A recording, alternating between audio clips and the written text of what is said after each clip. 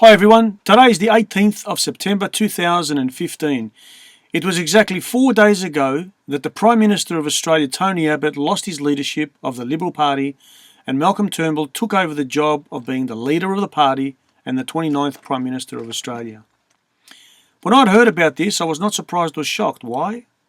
Because I remembered seeing a video on YouTube where my friend Christopher Monckton had shared the exact scenario that took place 4 days ago. And I will post that link in the comment section below for you to go and see for yourselves.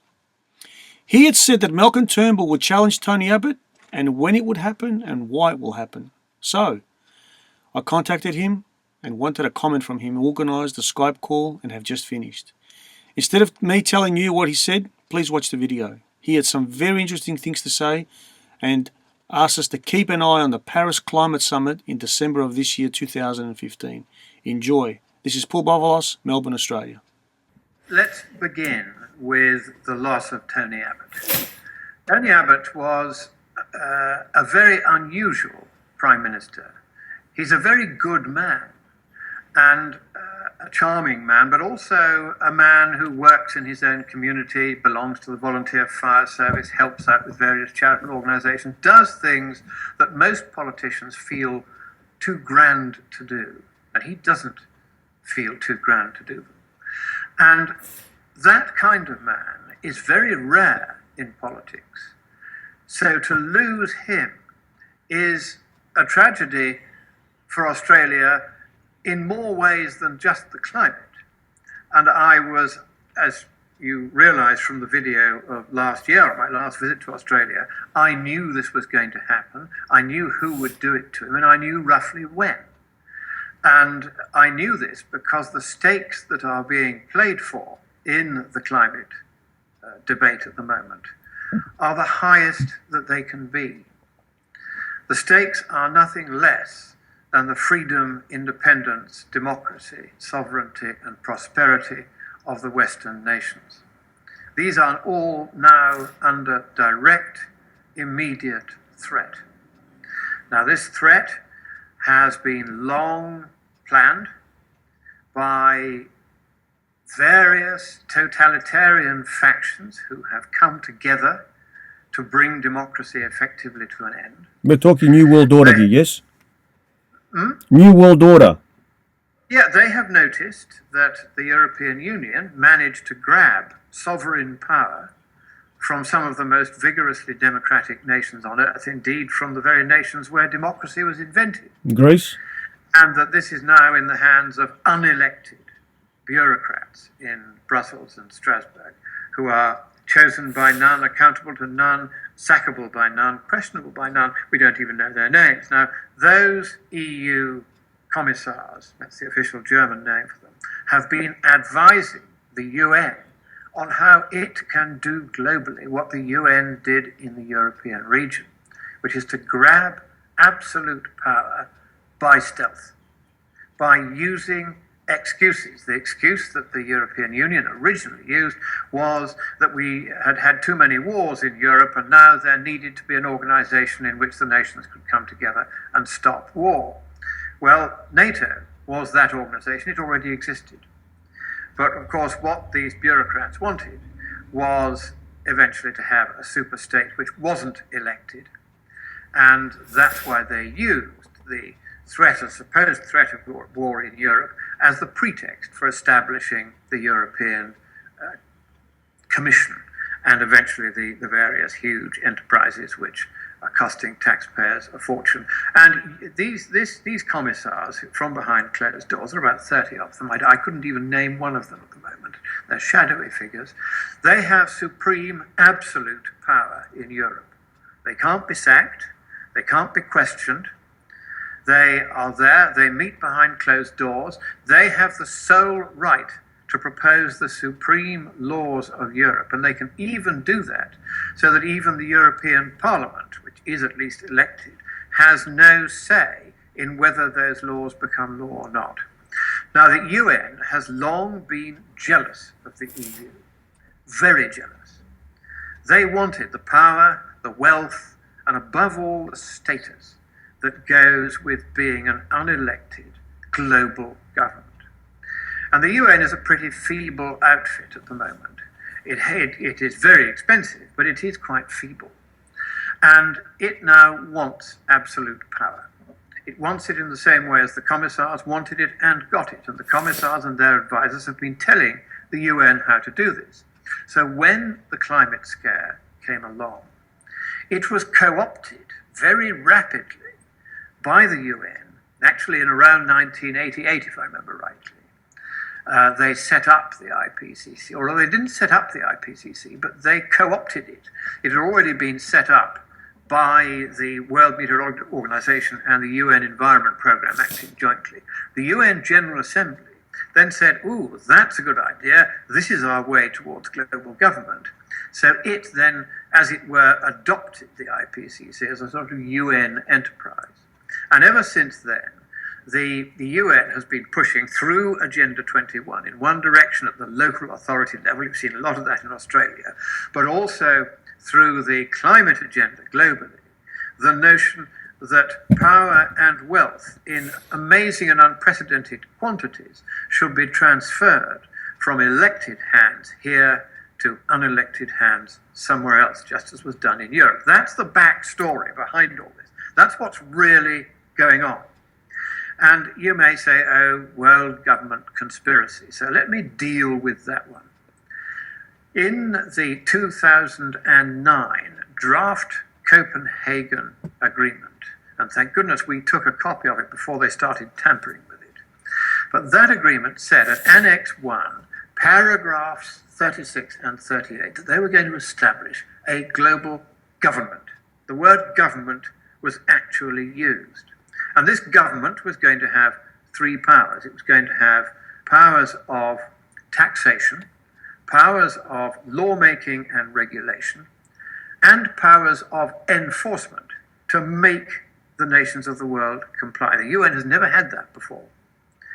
And so this is what the UN has wanted, and it was indiscreet enough to say so in this treaty draft, hoping that nobody would read it. Willie Soon at the Harvard-Smithsonian Center for Astrophysics did read it. He told me, I told the Petroleum Club of Calgary in October of 2009. I then made a speech which is on YouTube. It's now had, I think, getting on for 2 million hits. On one website alone, there's 500,000 on another. It went very viral, in which I pointed out that the UN's intention was to establish a global government, that I had read the treaty draft which said this, and that therefore we should do all in our power to make sure that Copenhagen failed, which, fortunately, thanks to China, it did. So now they bided their time. What they have done is they carried on regardless, and they have set up 1,000 new bureaucracies. These are supranational, regional, and national and local bureaucracies throughout the world as the sinews of the new global government. These are being paid for largely by us as taxpayers without our even knowing it. And these 1,000 organizations all report to the Secretariat of the United Nations Framework Convention on Climate Change. And that Secretariat was to have become the government under the Copenhagen draft. Now, the Paris draft, which is their next attempt to do the same thing, coming up, no longer talks of a government. It talks of a governing body. But thanks to having read the Copenhagen draft and having seen the EU advisors whispering in the ears of UN people at these various climate conferences, we know what they mean by governing body. They mean a global government. That's what they're talking about. And they're using the climate as an excuse. And that's why the mainstream news media, the totalitarian media, and they always are totalitarian, they always have been. If you think back to the days of appeasement before Hitler, before the Second World War, virtually every newspaper, including the Times of London, was all for appeasing Hitler, because the newspapers love totalitarian dictators. They always have, they always will. They hate democracy. And that's the way the news media have always been and always will be. And so the media are not our friends in this. They want that global government, because then they can set up offices at the UN in the global government and feel themselves to be part of that global government in the same way as they feel themselves to be part of national governments when they have access to ministers and can interview them on television, and it makes them feel more important than they really are. So what we have here is a coalescence or coalition of vested interests, all of them in or close to the governing class, the classe politique, as the French call it, who have come together behind this climate rubbish, not because it's true. Anyone with half a brain can now see this particular story was somewhat oversold, to put it mildly. But what they've done is they've realized that this is a wonderful excuse to install a global government. They nearly got away with it at Copenhagen. And I think they will, at the moment, get away with it in Paris. And that is where the Tony Abbott thing fits in. See, I knew all this backstory. So when I gave a talk in Brisbane, I think it was October, December last year, I can't remember exactly when. At the Irish Club, wasn't it? Yeah, the Irish Club, that's right. It was that wonderful man, Michael Darby, who you probably know, who kindly organised it for me. He's a lovely man. Well, a very good crowd. I mean, 300 or 400 people turned up. And they were fascinated because they hadn't realised that Australia was one of only two governments that was at all likely to hold out against the idea of allowing this global government treaty to get through. And so I said to them, you must guard Tony Abbott's back.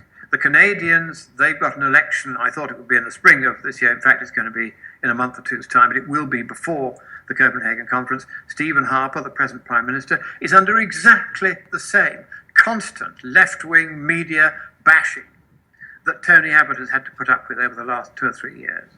Continuous hate speech by the Marxstream media, because they know that if he is still there once the negotiations in Paris carry on, it only takes one good man to speak the truth at these conferences, and the whole process could very easily be derailed. They know that.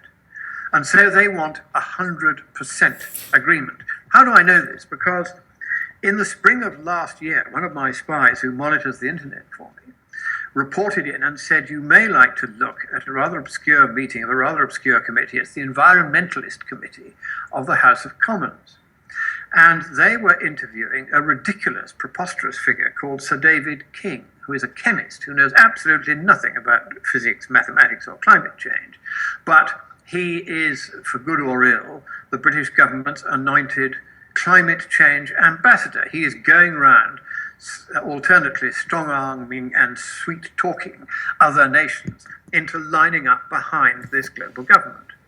And he was reporting to a great friend of his, the then chairman of the Environmentalist Committee, Tim Yeo, who makes about $500,000 a year from various wind farm boards that he sits on. And so he's entirely party-pre.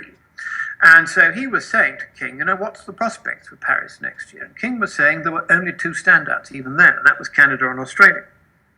And he said, but don't worry about Canada, because they've got an election next spring, and we'll make sure who wins that. They were going to organise, they were going to fix the election, basically. That's the message that came through from the way, he didn't put it quite as explicitly as that, but the way he spoke, it was pretty clear. They were not going to allow Stephen Harper to win this forthcoming election. So you're saying that there was Tony Abbott. So you're saying that Stephen Harper will not actually win the next election? I think it's going to be difficult for him because he's going to face exactly the same pressure that Tony Abbott's been under.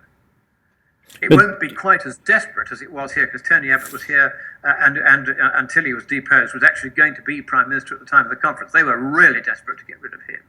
And that's why the press was so vicious. They were under instructions. Get this man out. We cannot have him in as Prime Minister during the Paris negotiations. Well, it's only been 4 days since he's been deposed and Malcolm Turnbull's come in, and he's come out publicly saying that he's going to stick to the party principles and the targets that they had already agreed with that Tony was supporting will stay, and he's made other allegations. That, as the Duke of Wellington used to say, you will believe anything. Well, I don't believe it, but I'm saying he was very quick to come out and of course he was. because he's got to try to get people to allow him to hold office without being deposed again, which is what may yet happen if he's not careful. Yes. Because, of course, there are those of us who are very concerned for the future of democracy worldwide. And it really would be worthwhile having a counter coup between now and December and putting Tony Abbott back on the throne, putting it bluntly. That's what should really happen now.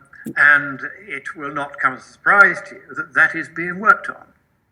And that some promising indications are already coming forward. So I will say no more than that. But the point is that what is behind this is this huge desire by the global class politique, the big businesses, the big government, the big unions, the big bureaucracies, to wield absolute unelected global power. It's the old kind of comic book threat of global domination. They don't want to do it with jackboots. They want to do it with paper files. They want to do it with pen pushing and bureaucratic regulation. This is the new world order. It's not the world order with the marching jackboots. It's the world order where you don't even see the marching jackboots. Yeah. But people are quietly spirited away and locked up or got rid of, or the technique which they use now, which is almost as effective as locking them up, is you just relentlessly, and I mean relentlessly, attack every aspect of the character and reputation and habits of those few of us who speak out against all this. Yeah, they're very good at that, aren't they? That doesn't silence us, of course, but they don't mind that. What they mind is that people see us being savaged and they keep their heads down and they don't join us in speaking out. That's why that works. And it was Goebbels originally who worked this out. And that was how the Nazis came to power. If you read volume 1 of Richards's 3-volume history of the Third Reich, that entire first volume is devoted to how could this happen? And the one thing that comes through again and again was that the hard left, which were the fascists, the Nazis, they simply vilified and attacked the reputations and smeared anyone who dared to oppose them until everybody was cowed into silence except a brave few who were eventually arrested and killed when the Nazis finally took absolute power. And the same technique was used, of course, by Stalin and his goons, was used by Mao Zedong and his goons. Now it's being used by the eco-loons against those of us who speak out on the climate thing. Exactly the same technique. That's why there are so few of us, because we've had our reputations trashed. People realize if you want to be a player in big business, big government, big bureaucracy, big unions, big media, big church, whatever, then you'd better go along with the climate storyline, however much you have to hold your nose, because if you speak out against it, then they will do to you what they've done to me. That's the way it works. But Tony Abbott was a real problem for them, because he was actually the Prime Minister against all the odds, against the best efforts or the worst efforts of the ABC and the Sydney Moaning Herald and all these other ghastly left-wing media. He got elected. It was the wrong result from their point of view, and they have, of course, moved heaven and earth ever since he was elected to make sure that the will of the people was thwarted. And this terrible little gnome, Turnbull, who is a crook from top to bottom, was allowed to hit back at him for having deposed him in turn a few years ago. And so Turnbull is now top of the heap. And if you think for a single moment he's going to adhere to the previous government's policies on climate, you've got another thing coming. Of course he's not. This is a man who is personally making very large sums of money out of the climate scam. He is not going to have his income stream interrupted, thank you very much, by having a policy like that of Tony Abbott, of spending less on this nonsense of the taxpayers' money. One of the reasons why this scam has proven so near universally popular among the class politique, among the governing class, is because they can make such enormous amounts of money out of it by establishing subsidies. Indeed, in Britain and many other countries, the whole wind farm scam is in fact backdoor state funding for political parties. The state gives funding in the billions per wind farm. And there was one wind farm we did manage to stop it. I'm glad to say I put in an objection. It was, it was heard and counted, and they're not going to do it. But that wind farm, had it gone ahead, would, in its 20-year lifetime, have attracted a subsidy of $8.5 billion, and I mean billion with a B, $billion, one wind farm. Now, what were they going to do with all this money? Doesn't cost that much to shove a wind farm up and set it spinning. They were going to pay it back in tranches to the political parties who had conspired together to make sure that they got the permission to build the wind farm. That's what this is all about.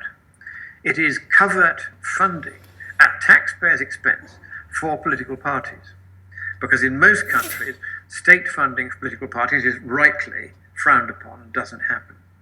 And the political parties want more money so that they can fight each other and have more effective electoral campaigns. And their way to do this is, let's all agree, we'll get this eco-nonsense going, we'll pay huge state subsidies to it, but it will be made pretty clear, nudge, nudge, wink, wink, to the people who are getting these billions of dollars per wind farm in subsidies, that they should give the thick end of it back to us in political donations, done, of course, individually in small amounts under the £5,000 reporting limit or whatever. But that's the game that's going on. So this whole thing is a game for them to, bring about all their ideological dreams, and we the people just sit back and just say, "Oh, thank you very much." You pay. That's what you do. You pay. And you do as you're told. That's the new future. Can I just ask you a question? In that video that we were discussing before that you made up in Brisbane, yeah, you referred to Article 27, which is the get out clause. I'm going to come to that. I want to finish off establishing how serious this threat is before I tell you what to do about it. Now, the first thing about this threat is that it is real. It is immediate. This is going to happen. My present assessment is they're going to get away with this. Yes, there have been some noises from China and India that they're going to form a grouping to try to resist the more intrusive aspects of the control which the UN is trying to grab for itself. China in particular has a long history that even predates communism. It goes right back to the imperial era, of definitely not welcoming outside influence in its internal affairs. And so they, and Obama tried to neutralize China when he went to see them last December, about the same time I was in Brisbane actually. And he said to China, look, we'll let you off any obligations at all under this treaty, provided you agree not to oppose it. And so the Chinese said, well, of course we'd be happy not to oppose it as long as it doesn't bind us. And so Obama unilaterally said, right, I'll let you off having any obligations under the treaty. So that's how the Chinese were bought off. The Indians may well have to be bought off the same way. And if they had any sense, that's what they would play for, because they could make a lot of money out of this if they play their cards right. And so there's still some chance that these very big developing countries who need coal-fired electricity because it's cheap, reliable, low-tech, mainstream, baseload power that can give poor people electricity they don't have now. That's why they need coal-fired power. And they don't want some ghastly international bureaucrat telling them they can't have it and it's far better that their people should starve. Because environmentally, the important thing to do is to bring poverty to an end. Now, why do I say this? Because people tend to have the view, quite wrongly, that a poor country has less of an environmental footprint than a rich one. In fact, it's the other way around. And if people don't have electricity, they will remain a poor country. Nothing you can do. If they can't have electricity, you can't lift them out of poverty. That's how they're going to remain. And so the UN, by this ghastly means of not letting third world countries build coal-fired power stations, is directly promoting the poverty it says its job is to bring to an end. And it's promoting it quite deliberately and cynically, as every totalitarian does, because the poor vote left. The poor will always vote for a totalitarian regime. It's mad that they should, but they know no better, bless them. And so always the left want to keep people poor, whereas the centre-right want to make them rich because then they won't vote left. And this has been long the battleground. The left will be the ones who wear their heart on their sleeve and speak as though they favoured the poor, but actually their sole mission is to keep the poor poor. And the fastest way to make absolutely sure that the people of the third world are kept poor is to deny to them the cheap fossil-fueled electricity that was the building and foundation of our industrial revolution. That's what they're trying to do. This is a vicious anti-humanity, anti-the-poor movement of contemptible totalitarians. These are extremists. These are people who would have been delighted to join the Nazi Party or Stalin's communist schools. They would have been right in the front line signing up. These people do not want democracy. They have seen the ability of the climate scare to deliver absolute power into their hands, and they are taking it with both hands. Wow. So let's be clear about this. I mean, you may think this is all, it sounds terribly extreme, world government conspiracy theory. I say again, Copenhagen Treaty Draft, Annex 1, paragraphs 36 and 38. There it actually says what they're going to do.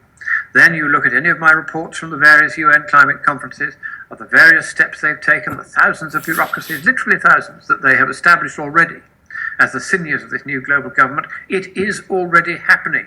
It's not just a conspiracy, it is a fact.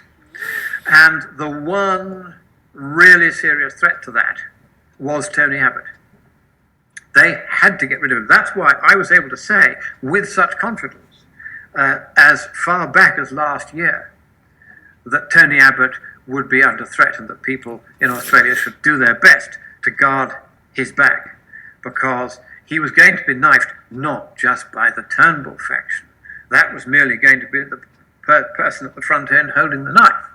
But behind the Turnbull faction is very big money indeed from overseas, from the UN, from big businesses, from big billionaires, who have all bought into this climate thing because they want to be part of the global governing set. That's why they're all in this. Virtually to a man, the billionaires have bought into this climate rubbish. Now, these are people who have made money because they are more astute than most. That means they know this climate story is rubbish. So why did they sign up to it? Two reasons. One, they want to be part of the global government. Two, they don't want to be vilified as, shall we say, I have been vilified. They don't want their reputations attacked, as mine has been attacked. And they know that that's what happened to them if they actually spoke out and said what they really think about all this rubbish. So what the left have done, I say the left, I mean the totalitarians, the fascists, the communists, call them what you will. I've invented a new word because they've managed to combine the worst elements of fascism and communism. It needs to be an ugly word for these people. So they are the Fasmunists. They are both fascist and communist at the same time. And these people are very, very close to getting a global government. And that is why I want to establish that first, before we go on to your next question, which is, how on earth do we stop it? Now, here's the difficulty we have.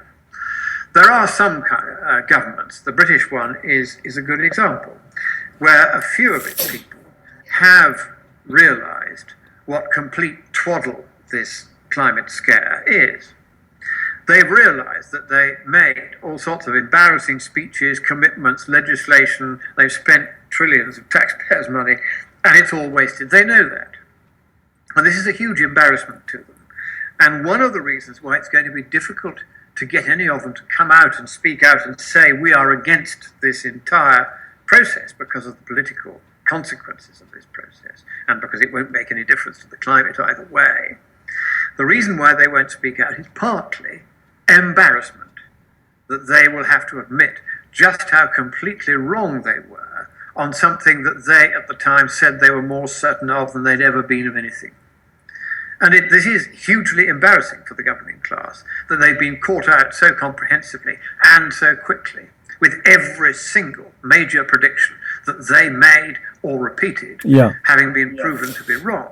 One takes the global temperature, for instance, as a very good indicator of all this, despite the fact that 1/3 of all the man-made influences on the climate since 1750 have occurred since January 1997.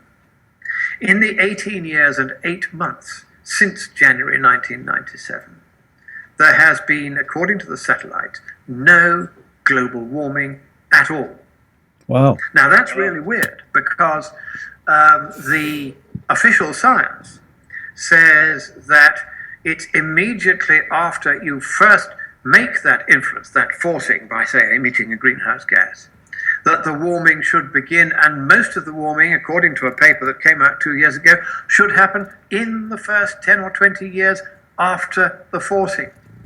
But we've now had 20 years, virtually, with masses of forcing, masses of man-made influence that ought to make the temperature rise, and the temperature hasn't even begun to go up. But we've had we've had a very cold winter this year in well, that's right. in Melbourne. It's probably been the coldest I've ever experienced, and I was praying for global warming, but it didn't come, Christopher. No, it's terrible. If you find any, do send some to Scotland, because of course we're just going into our winter now, and it's also like to be a cold one.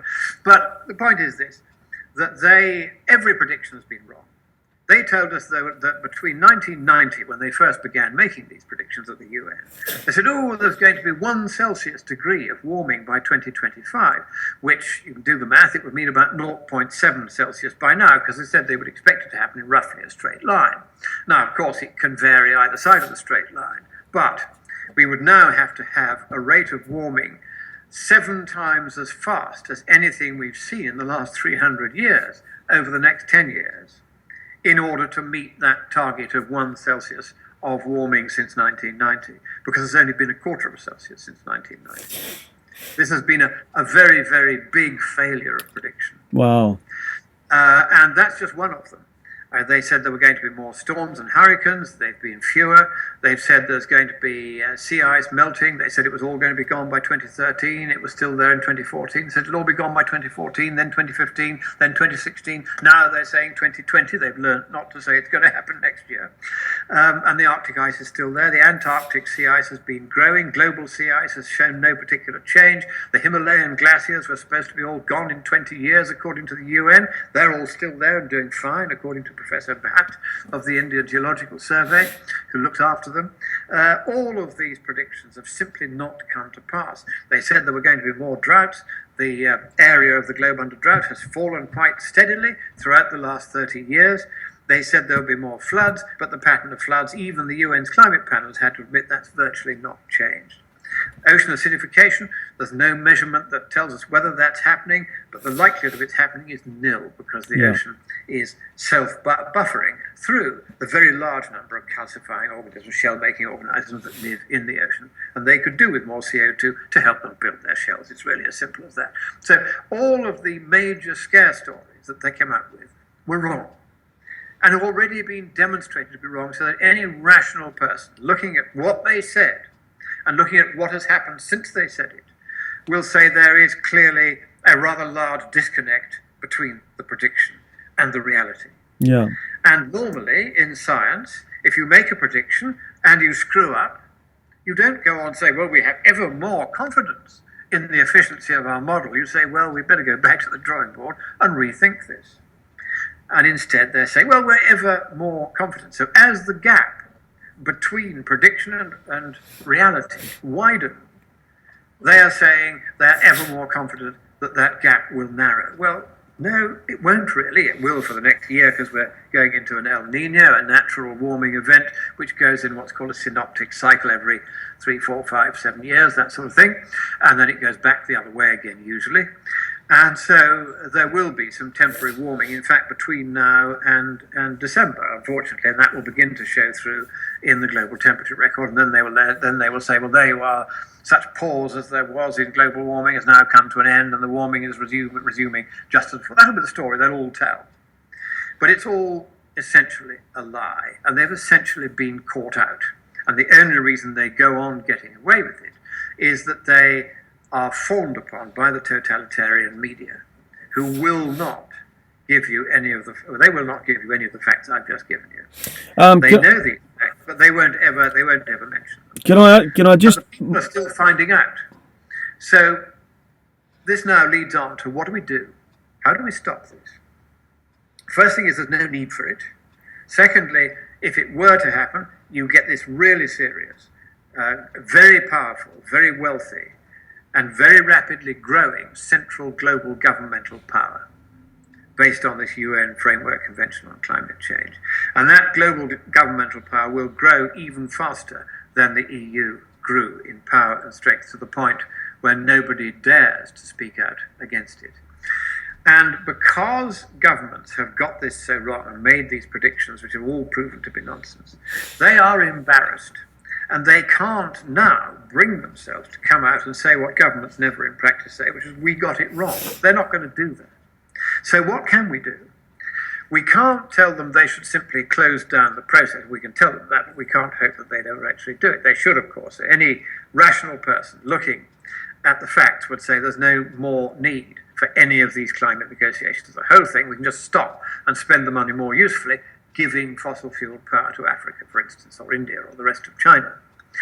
But no, they will carry on with this process, as they call it. Now, the left, the totalitarian left, have always been masters of process, and we have got to become its masters too.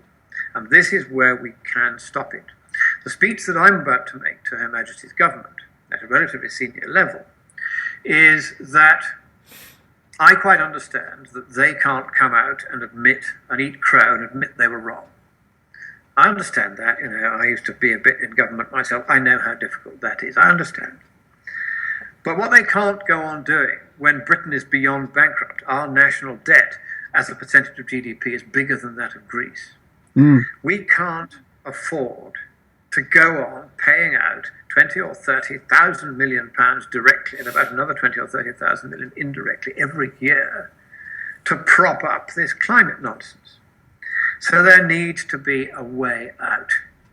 And the first thing is to put a get-out clause into the Treaty of Paris.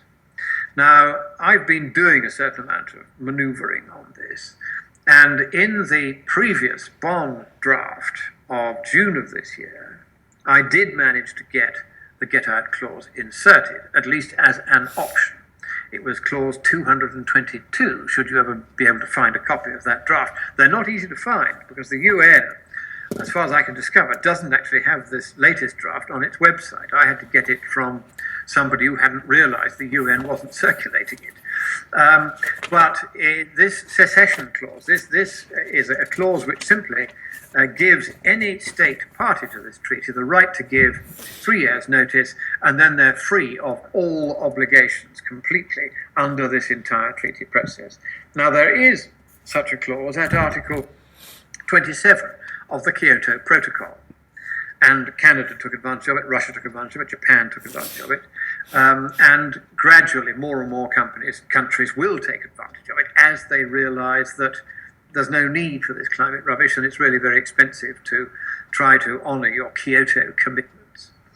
And so one by one, they will be able to resign. Now, the UN doesn't want that to happen with the Paris Treaty. This is the big enchilada. This is the really big one. This is the one they've been working to. They thought they got it at Copenhagen, and we blew that out of the water. They think they're going to get it in Paris, and this time I'm afraid they're probably right.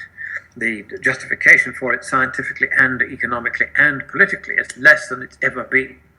But these people are vicious, they're all powerful, and they are going to drive this through.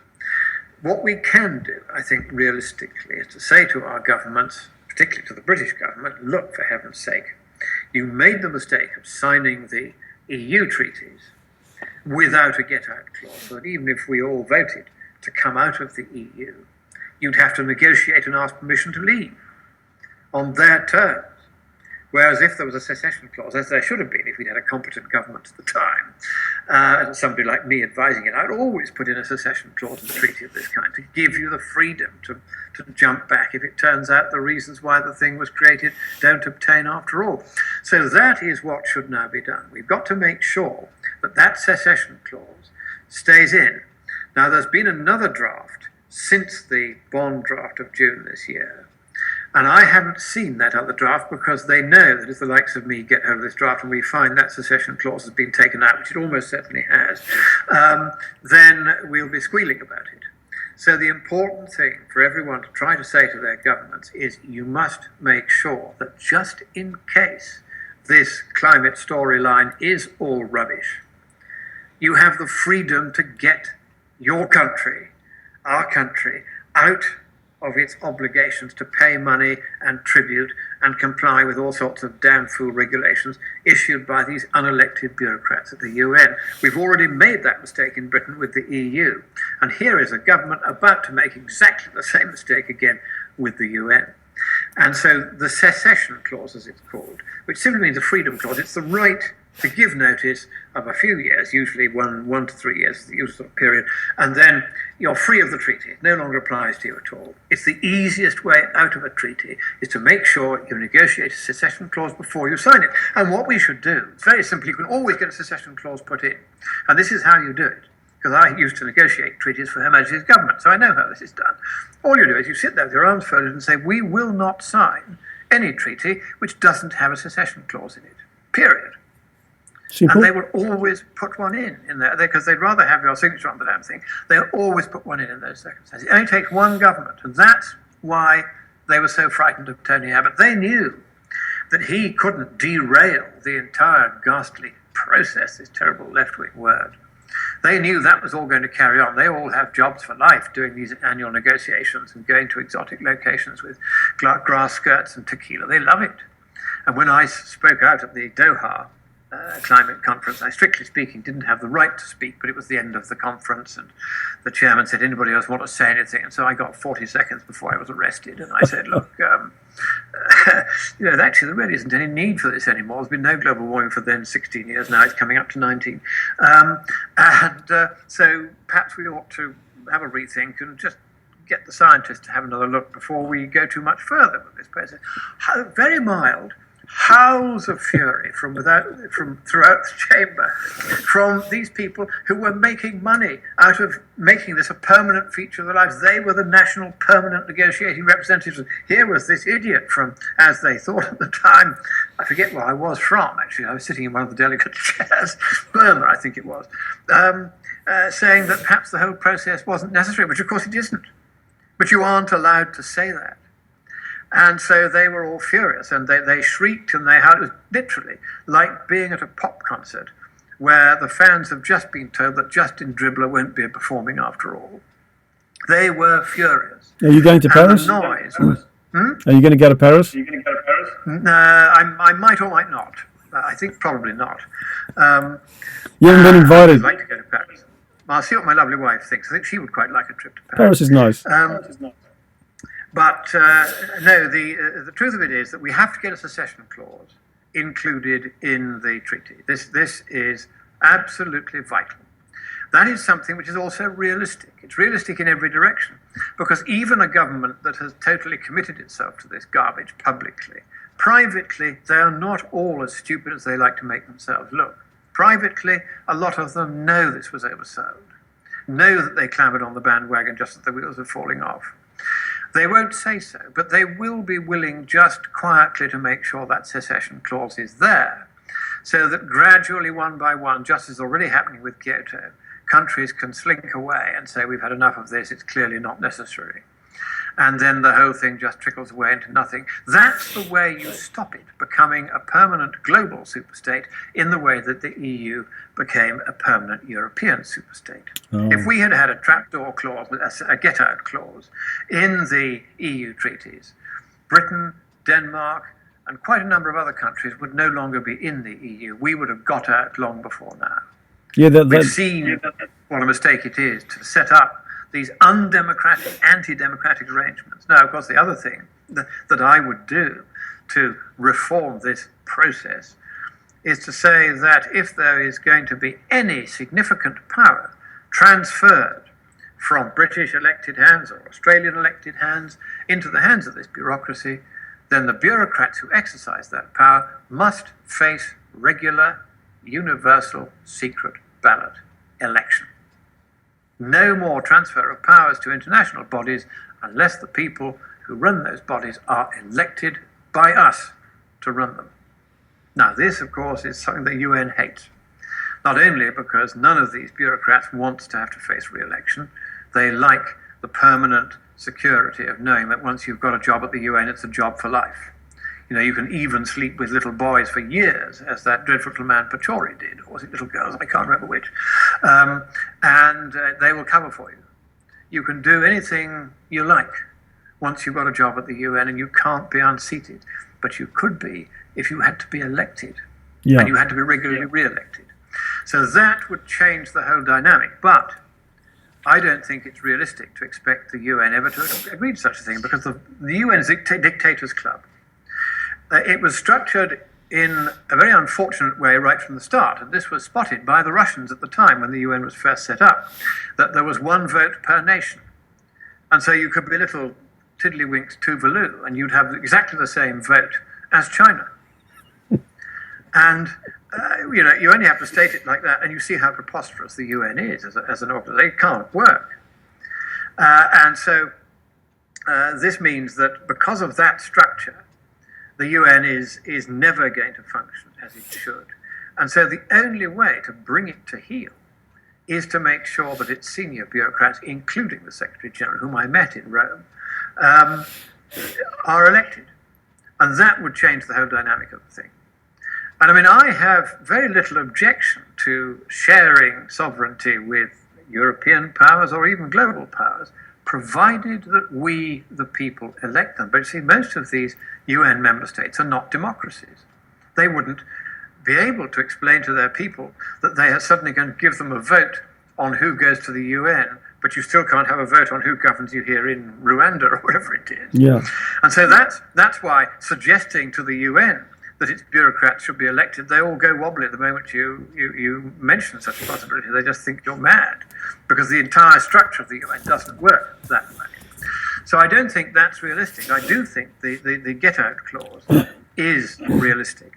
And there's another thing I think is realistic, though it'll be much harder to make it happen, and that is performance indicators. Now, this is a thing that the left have used very successfully. They say we must prevent 2 Celsius of warming at all costs, compared with the 1715. We've already had 1 Celsius since 70%. So we can have 1 more Celsius of warming, and that's it. It becomes worse after that. Now, this target is completely arbitrary, but it has a very powerful political effect once it's stated. It was a complete communist lunatic called Schellenhuber who thought this up, and he made a wildly eccentric speech at the Copenhagen Climate Conference saying that trillions of people were going to die unless the West was shut down. And it was he who came up with this 2-degree target, completely plucked out of the air. There's no scientific justification for it at all.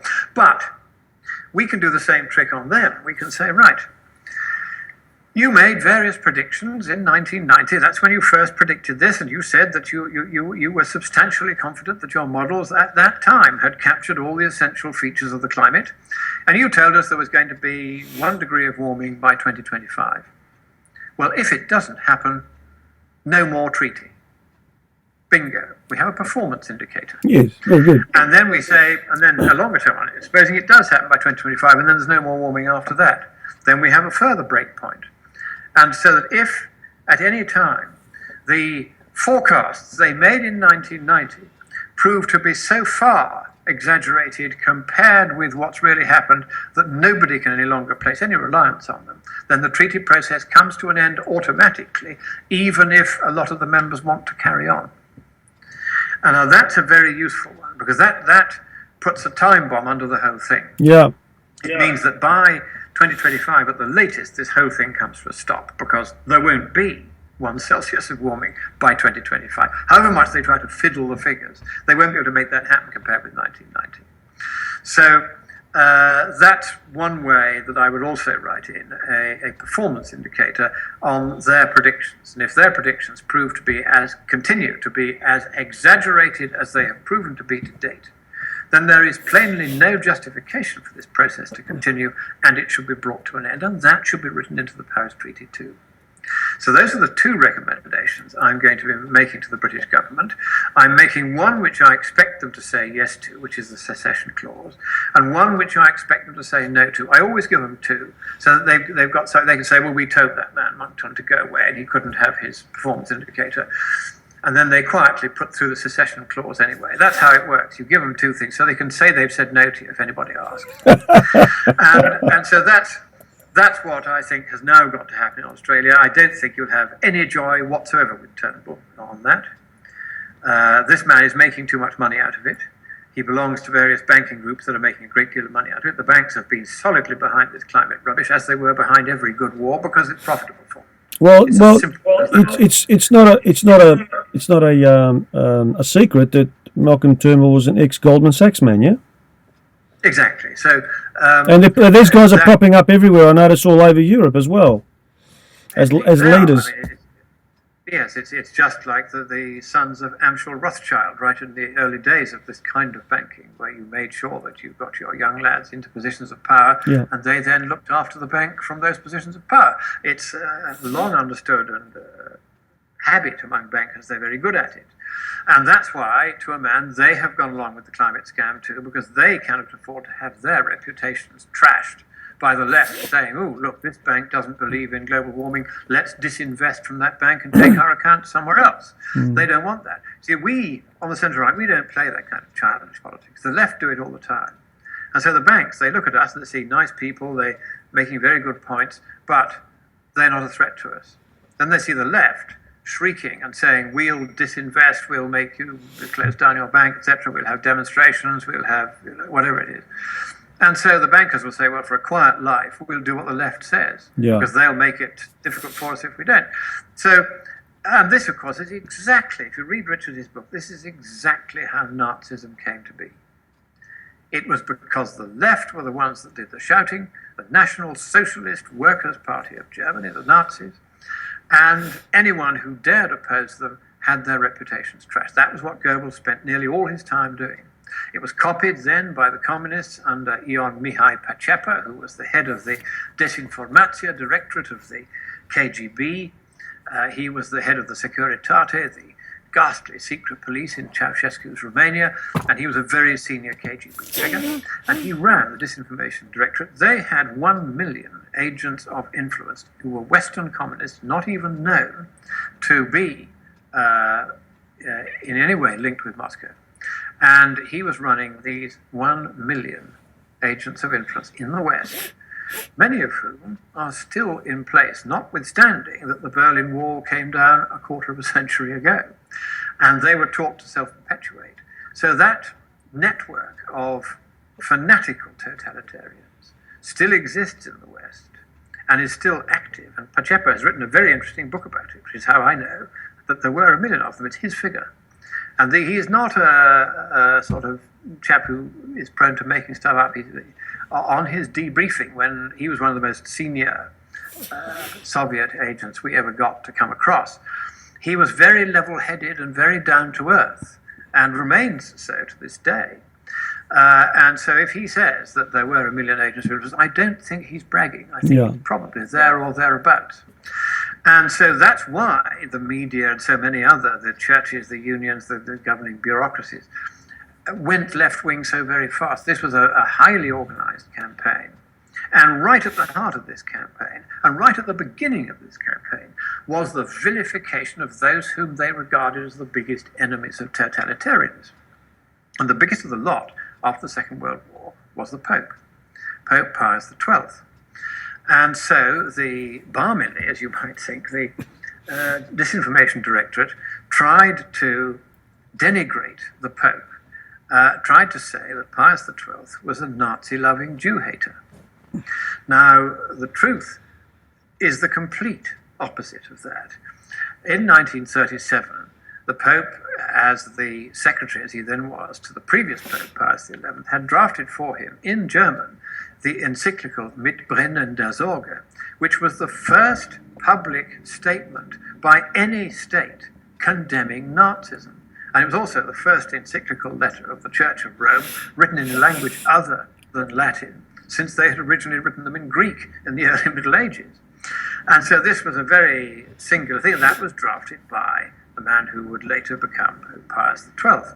Pius XII then used the Vatican and the network of nunneries and convents and monasteries and parish churches all across Italy as an elaborate underground pipeline to get Italy's Jews out from under the clutches of the Nazis. He used the cellars of St. Peter's as places where Jews could hide. There was an enormous network going on, run by and with the full approval of the Pope, so much so that after the Second World War, the chief rabbi of Rome and his deputy both became Catholics as soon as it was safe for them to do so, once the Nazis had gone. And that was the guy that Ion Mihai Pacepa decided to use as his first target. Can we blacken the name of this saint? Everybody knew he was a saint. And so at first they didn't succeed because this is silly. This is the man who, the chief rabbi of Rome's become a Catholic. He wouldn't do that if the Pope was this way. And so it got nowhere.